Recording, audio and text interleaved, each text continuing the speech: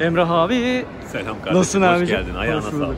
Deneme tahtasının ığlamadan konuşan adamı değil mi abi? Seni öyle tanıyoruz. Ya, o da var, Erkin'de kesiyor. O kadar da değil. Geçen TRT'de öyle olduğu gibi yayınlamışlar. Bayağı ığlıyorum. Iğlıyor musun abi? Evet. Dur bir de ben onu canlı bir test edeyim. Seni çok uğraştırmamak için yapmayacağım. Eyvallah, Teknik Allah karavan razı olsun. standındayız. 2 modelle katıldık.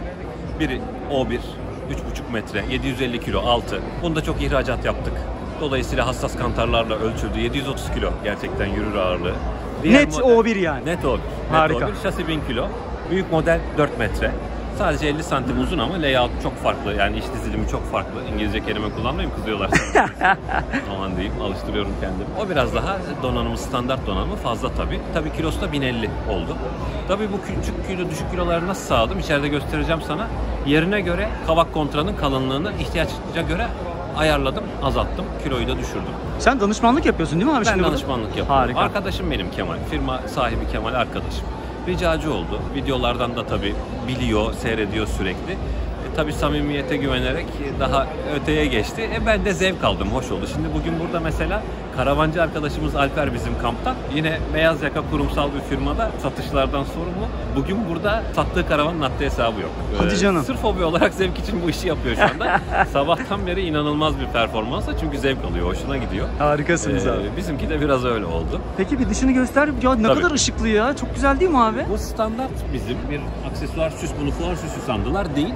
Buna özel profil çektirdik. Öyle başladık zaten geliştirmelere, teknik geliştirmelere öyle başladık. Yani biz şeyi, bu meşhur tente veya aksesuar fitilini kapatmadan, normalde kendi karavanlarımız buna uygun olmadığı için Avrupalar, bunun içine biz bunu gömüyoruz. 2 yolculuktan sonra bozuluyor, kırılıyor ledler, ama bunda o olmasın diye özel bir profil yaptırıp o ledi koruma altına aldım. Yapıştırıcı bile sürmüyoruz. Yerine, yuvasına sıkışarak giriyor. LED buraya bozulmuyor. Tırnaklı gibi giriyor mu? Tırnaklı. Tırnak yaptırdım aynen. Süper. Profili tırnak çektirdim. Buraya giriyor. Tente ve aksesuar fitil de yerinde hala duruyor. Onu bozmadık yani. Bundan sonra dış duşu buraya takmayacağım. Yani prensip şuydu: burada ayağını, kumla ayağını yıkarsın falan ama buraları da su yaparsın, göl yaparsın, çamur mantıklı. yaparsın. Dolayısıyla bir de bu burada mutfak dolabının içinde hortumlar gereksiz yer kaplıyor. Orası hanımlara lazım, tencere tava için. Orayı o hortumla meşgul etmeyeceğim. Çok daha kör bir nokta, banyo dolabının bir köşesi var. Yani tam transpoze öbür köşeye bu duşu koyacağım bundan sonra. Bu bir demo zaten. Bir sürü hatalar var içeride, onları da söyleyeyim. Dürüst satıcı. Estağfurullah. O hatasız. Bu hatalar var. Onları düzelteceğim. Dışta durum böyle. Yerli kapı kullanmayı denedik, olmadı. Biz de oturtamadık, takamadık. Performansını da beğenmedik. Isı köprüsü oluşturuyor, metal profil. Berhimi'nin biraz pahalı olsa da Avrupa kapısını kullandık. İyi bir kapı, memnunuz. Her türlü konforu, çöp kovası, izolasyonu, her şey iyi. Şimdi birazdan seninle içeride zaten kapıları falan kapatır otururuz. Hiç ses olmadan çok daha net bir video çekelim. Fuarınız bayağı kalabalık maşallah. Ben de sesim yoruldu. Ben de daha kısık konuşurum, rahatlarım. Öyle bir şey yaparız.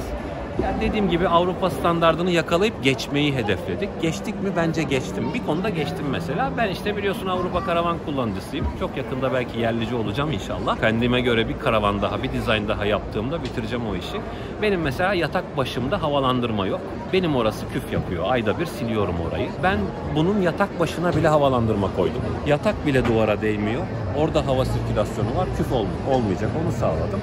Bunun gibi bir sürü şeyler. İşte altta mesela sana orada birazdan şeyleri, numune kesitleri gösteririm. En tabanı da Taberk gibi CTP kapladım. Yani şu an tabandan da yalıtımımız var. Tabandan zaten yalıtımlar falan var ama ince bir ahşap konur. Belki bir zararı yok. Ama ağırlığını hesapladım. Aynı çıktı. Masrafı biraz fazla. Çok bir şey farkı yok. CTP kapladım. Tertemiz, kusursuz, sorunsuz. Belki 50 yıl yaşayacak bir malzeme oldu böylelikle. Sorun yok. Hiçbir metal kaynak vesaire yok. Yine şasi birleştirmelerinde de hep civata. Her zaman bunlar savunduğum şeyler, videolarımda da duyarsınız zaten. O hassasiyetle dikkat ettim. Yine bunda da Ayos denilen, bu işe uygun, bu işi Avrupalı'nın da yaptığı, dünyanın en hafif ağaçlarından biri var. Aynı zamanda dayanıklı. Bütün her yerde karkaslar var. Kesitte yine gösteririm, çok iyi anlarsın. İşte su gider tesisatlarına kadar PVC borular, hep profesyonel ürünlerle, tabii yerlilerle yapmaya çalıştım. Şahane bir depo buldum. Yerli koydum depoyu. Avrupa'dan eksiği yok. Hatta Taylan abi bayıldı. Helal olsun dedi. Yani Türk malı yapmaya ufak ufak entegre oluyoruz. Yerli cam üreten bir sürü burada meslektaşlarla konuştuk, makine mühendisleriyle. Yapmışlar, üretmişler, güzel ilerletiyorlar. Geliştiği zaman, yerine oturduğu zaman anında ona geçerim zaten. İçeri geçelim mi abi? Tabii, hadi girelim. Gel. Hadi geçiyoruz. Boşaldı. Evet. Buyurun. Hoppa. Haydi bakalım. Şu ışığın güzelliğini bir görün ya. şimdiki karavanı ben geçen sene TÜYAP'ta görmüştüm. Hatta bizim bir yerden tanış bile çıkmıştı. Baya hareket etmişler abi. Karavanda baya güzel işler yapmışlar. Sağlam danışmanlık verdin herhalde abi. Abi evet, yani dediğim gibi insan zevk aldığı konuda yaratıcılığı artıyor. Farklı oluyor, güzel oluyor. Şu cam kilidini. Şu an Emrah abi çalışıyor. O mühendis olduğu için her şeyi böyle kusursuz yapmaya çalışıyor. Elimizden geldiğince dediğim gibi, ama işte Erkin'in videoda da söyledim. Çok güzel yorumlar geldi. Orada da yorumları okuyup kafama da not ettim. Sonra hepsinin üzerinden çalışacağım tabii, yorumlar Allah'tan orada not kayıtlı duruyor. Yani her kelimesi değerli olan, kendileri bilirler işte, sağ olsunlar takipçiler veya yeni seyredenler bile. Hani yorum yapın, ne olur eksiklerinizi söyleyin deyince sağ olsunlar yazmışlar. Güzel şeyler var, düzelteceğim. İşte Erkin'in videoda bahsettiğim kopya olacak belki ama koltuk baldırı çok desteklemiyor. Çok basit bir operasyon. Koltuğun genişliğini arttıracağım. Bunu izlemiştim evet. Evet, bu minder dolayısıyla hani arkasına girmeyecek tabii. Belki Erkin'in videoda öyle anlaşıldı, senin videoda düzeltmesi olsun. Yani bu minder büyüyecek, baldırımız desteklenecek. Tabii alttaki ahşap desteği de uzayacak, boşa çıkacak hali yok. Yani ahşap işi değişecek ondan sonra. Bu minderde o zaman daha adam gibi bir forma gelecek. Perdeyi son anda 5 santim kısalttırdım. Yoksa perdenin dizaynı da böyleydi. Yani biz bunu böyle yapmıştığımızı unutmuşuz. Kafamız o anda dalmış gitmiş. Ölçülendirmeyi yaparken tasarıyı. Son anda kısalttırdım perdeyi. Yoksa perde şu güneşliği insan gibi örtecek güzelce. Ve benim meşhur işte hep, yani Avrupalı'dan çaldığımız, yaratmadık biz bunu ama taklit ediyoruz. Olsun. Amerika'yı yeniden keşfetmeye gerek yok. Tabii canım, güzel şeyler yapılır. Mühendislik olur zaten. Alırsın, geliştirirsin. Dediğim gibi yatak havalandırması geliştirdim orada. Yeterli havalandırma boşluğu var. Mesela bunu 4 mm kavak kontradan yaptım. Bunda bir mukavemet ihtiyacı yok. Benimkinde daha da ince hobide. Böyle daha da ince. Dolayısıyla hafiflettim. Buraya 8 mm, 10 mm bilmem ne koymanın anlamı yok. Bir avantajı yok, ağırlık. Aynen. Sadece banyo karkası 15 milimdir. Kapı dönmez, sağlam durur. Hep böyle jilet gibi yaşar ömrü boyunca. Ona dikkat ettim. Kapağı kalınlaştırmaya gerek yok. Adam gibi bir yerli menteşe bir gün birisi üretirse, Samet kullandım onları mesela. Güzel, Samet mini. Ama kapağı 12 milim yapmak zorunda kaldım, onun yuvası sığsın diye. Bir gün biri güzel menteşe yaparsa düşerim bunu da 6 milime. Kapakta da mukavemet gerekmiyor ki gibi. Gayet gelişime açık karavan diyebilir miyiz abi? Ne eksikse tamamlayacağız. Tabii. İşte masa çok büyük oldu. Minderi genişletince masayı bu kadar büyütmeye gerek kalmayacak. Şu masayı bir görelim ama evet, ya. Abi bayağı ferah değil mi? Çok. Teleskopikten vazgeçtim. Çok sallandı o. Bu ihracat yapılan Sırbistan'a gönderdiğimiz karavanlarda dediler ne olur o katlanır masayı kullanmayın. Çok sallanıyor üzerine yatınca.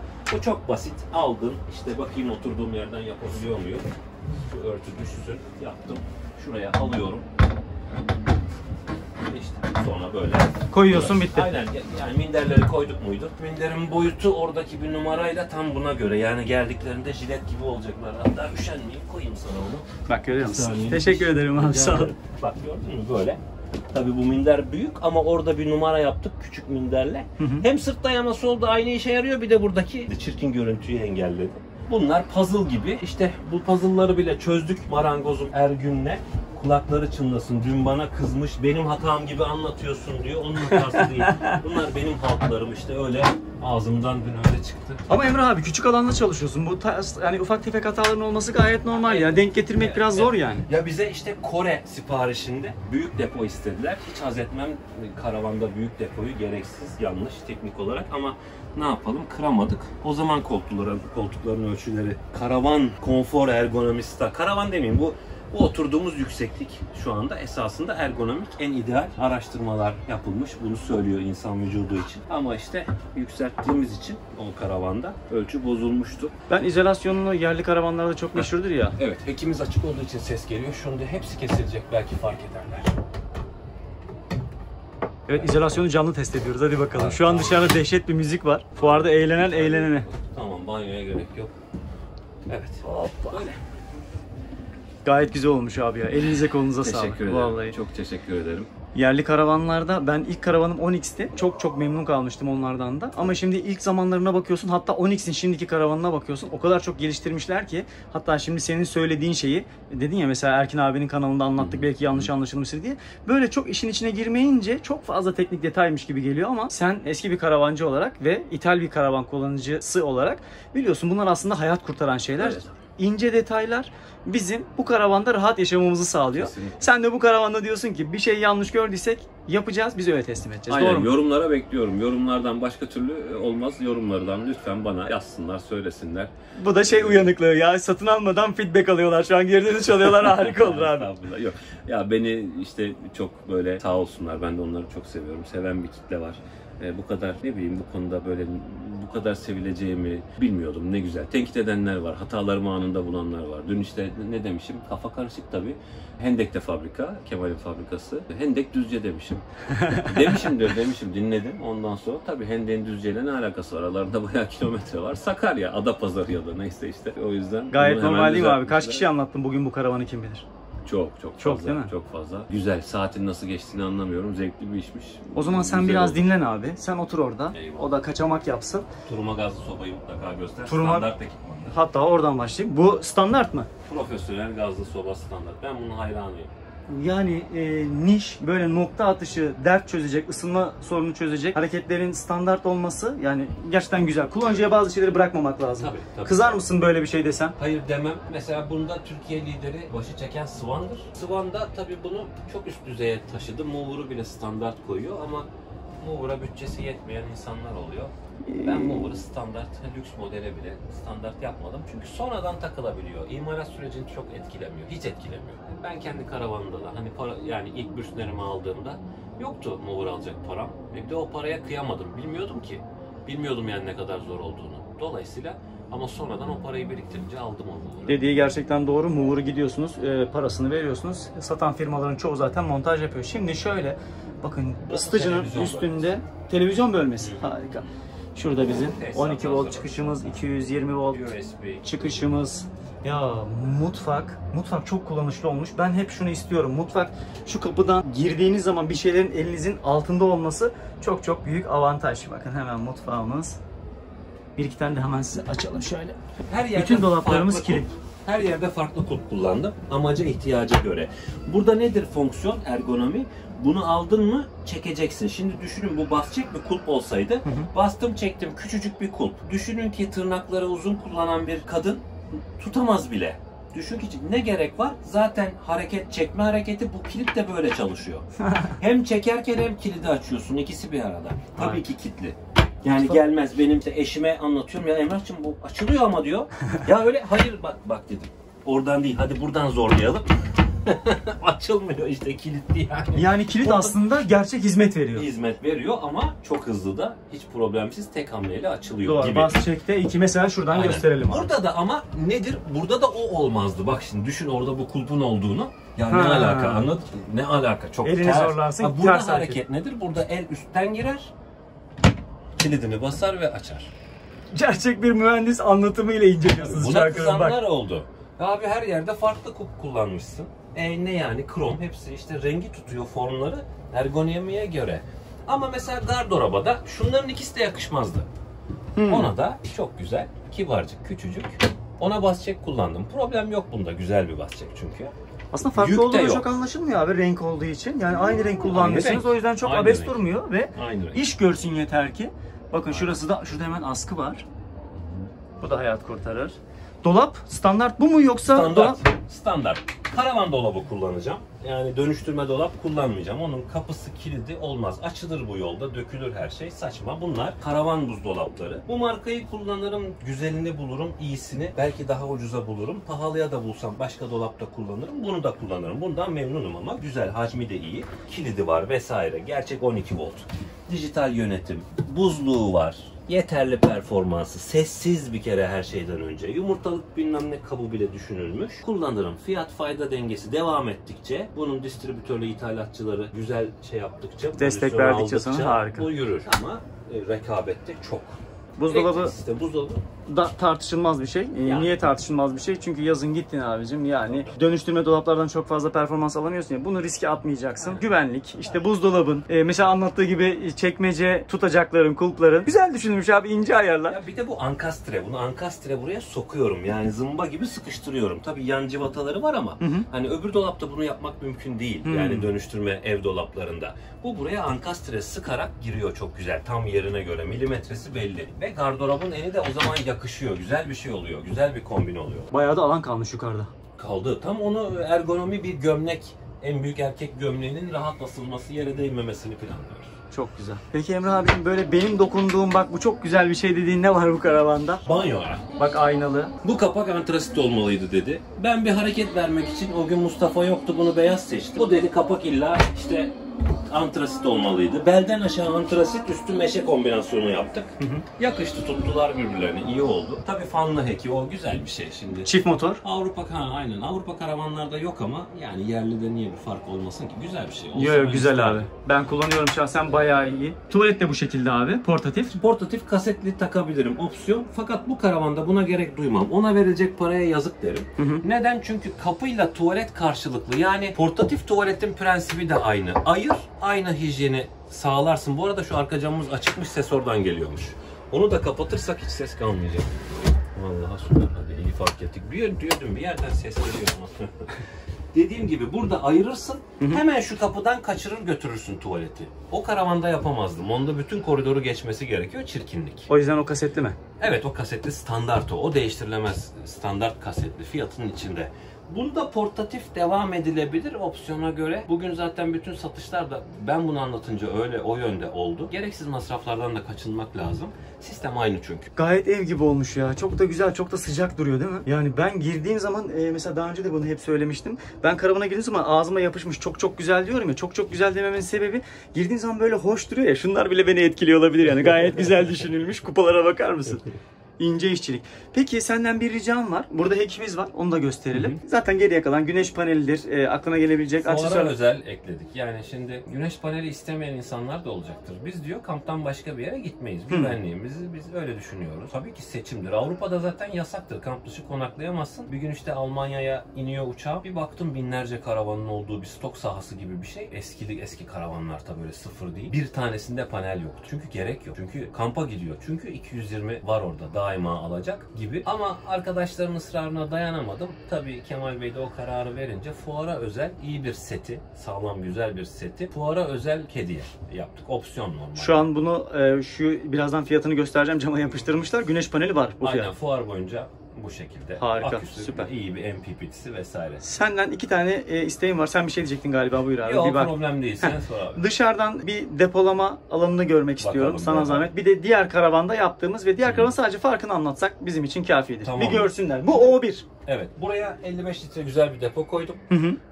Önü açık. Büyütüdür bu depo. Tavsiye etmem, ayrı hikaye ama yaparım. Orada ciddi bir alan yine kaldı. Fakat buradaki alan full bizim. Dışarıdan da yükleme kapağı koydum buraya. Burası depolama alanı mı komple? Komple altı. Onun yarısı gibi düşün. Bunun tamamı. Ona dışarıdan da erişim koydum. O zaman hep beraber Olmazsa bakalım. olmazlardan biri. Hemen bakalım. Bak şu da güzelmiş, bak görüyor musun? Evet. Ya. Ya ben seviyorum orayı. Çok pratik. İçeri girmeden bir şey al koy. Değil mi abi? Odur. Ne istersen at oraya, al şapkanı. Bak şimdi dışarı çıkıyorum. İzolasyonu fark edin kardeşim. Haydi bakalım. Uğultu hemen geliyor. Şu depolama alanını bir göster abi.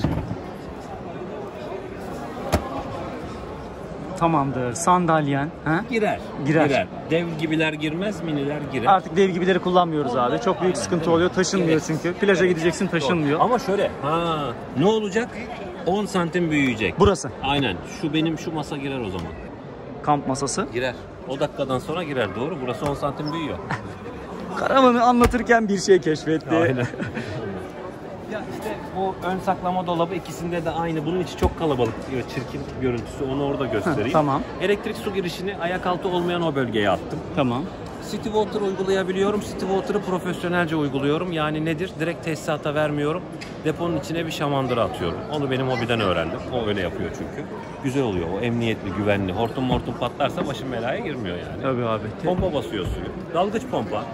Ses yapmaz. Hidrofor değil asla. Dolayısıyla gereksiz gürültü olmaz. Fazla enerji harcanmaz. Ama musluklarımız tabii pahalı. Ama fiyatın içinde işte. Fiyatı da, gerçek switchli karavan musluğu, hepsi sıcak soğuk.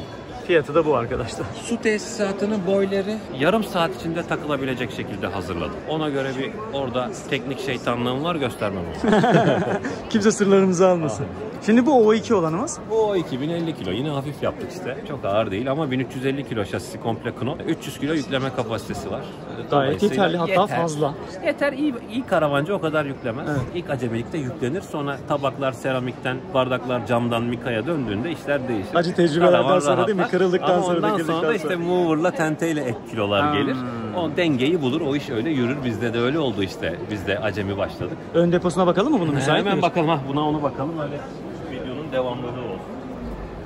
Bak nasıl biliyor, her YouTube'culuğu da biliyor arkadaşım. Harika. Şimdi onda böyle bir saçma asma kilit kullanıyorduk eskiden. Takmış bulunduk. Sonra Erdal var, kulakları çınlasın, bizim bu işlerden sorumlu arkadaşımız. Dedi ben buna güzel bir kilit takacağım, böyle olmaz abi dedi. Güzel böyle çevirmeli, kilitli bir şey yaptı, işte entegre etti. Güzel bir ön depomuz var bence. Karavandan ayrı olması, karavan şeklinde bu, farkındaysan böyle bakınca o hoşuma gidiyor. Tabii yine XPS, CTP izolasyonlu karavanın aynı kopyası konstrüksiyonda. Burayı da mı izole? Tabii. iOS'lar bile var yani. Şu menteşe yerinden kopmaz çünkü arkasında onu iOS ağacı içinde gömülü, görmezsin burada, destekliyor. İşte tüpe göre yaptık. Profesyonel ürünler kullandık. Gaz hortumunu adam gibi kullandık. Hemen bakır boru tesisata geçiyor. Orijinal karavanlardaki gibi. Takım çantan Güzel her bir şeyine ortam. sığmış buraya. Sığar, daha bir sürü şey sığar buraya. Harika. Gibi. Yine elektrik girişi bu tarafta, su girişi bu tarafta. Bunun içi yatak altı yükleme alanı dev. Yani tentenin kolunu diklemesine sokuyorsun. Test etmek için de öyle bırakmış zaten. Tabii buna şeyden de erişim var. Yatak amortisörlü, yarısı açılıyor. Buradan koyduğun şeyi içeriden alırsın veya tersi. Gayet Bu da güzel. mümkün. Buna elimde vardı, boiler taktım ama boiler isteyen olursa bunu konuşuyoruz herkesle. Şu ana kadar hayır diyen çıkmadı. Çok az bir fiyat farkıyla kombiye çeviriyoruz bu karavanı. Öyle olduğunda da muhteşem bir ısı yayılımı ve ekonomi, yani gaz tüketimi ekonomisi, kusursuzluk, dijital panelden yönetim gibi bir sürü artı geliyor. Hatta Kombi 4'ün paneli yenilenmiş, değişmiş, şahane olmuş, dokunmatik bir şey olmuş. Onu tavsiye ediyoruz ve takmak istiyorum. Dediğim gibi normal su dolum kapağı yine bu tarafta. City Water opsiyondur. Hem basınç düşürücüdür ama hem de içeride şamandıralıdır bu, profesyonel şekilde. Dış duşu akıl ettim, bunda aldım işte. Az bu önce tarafa. bahsettiğin olay. Aynen, bunda bu tarafa aldım. Son derece kör bir alanı hortumu kaplıyor. Şart değildir, opsiyondur. Burada sıcak suyumuz var mı? Sıcak soğuktur bu. Gayet Yani güzel. lazım mıdır bilmiyorum. Aslında sen belki lazım Bende değil yok. diyeceksin ama bence lazım. Ben kullandım, yok. çok büyük iş görüyor abi. İyi, süper. Yani ben ayaklarımı yıkayabiliyor olmayı isterdim karavana kumlu ayakla girerken. Bir o zaman hissediyorum. Ya bir dış duşum olsaydı diyorum. Ama yine de oturup yapmıyorum işte. Terzi kendi sökündü.